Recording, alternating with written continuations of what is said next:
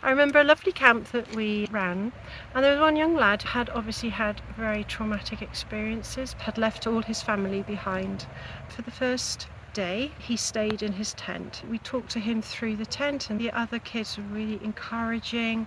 By the end of the second day, he was coming out. The games helped him to join in.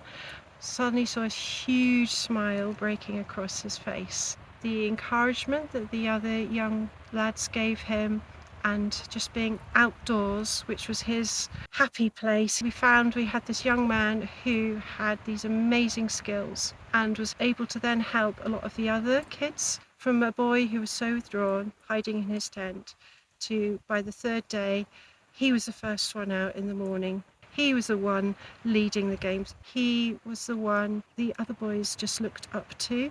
And his foster mother saw these photos of him smiling, looking so relaxed. She was so happy. We heard later that she'd actually broken down crying because it meant so much for her to see him happy.